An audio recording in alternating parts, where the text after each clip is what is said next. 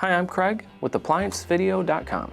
Today, we'll be taking a look at the clutch motor on the Samsung top-load washing machine.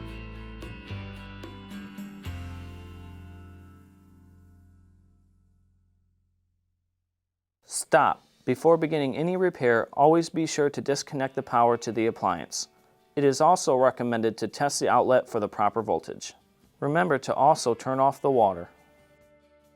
The main reasons why you'll be replacing a clutch motor is if the unit will not go into agitate or will not go into spin. Now, click on the link below to view this repair video.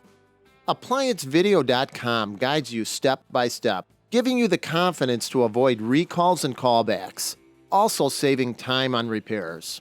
Whether you're up against an uncommon repair or the latest appliance on the market, our videos have been created with you in mind. Our growing library of videos have been produced using our factory-certified technicians who have extensive infield experience over the past 30 years. ApplianceVideo.com provides high-quality repair videos that anyone can follow, regardless of their skill level. We are here to help. Click on the link below to view this repair video and let us help you do it right the first time.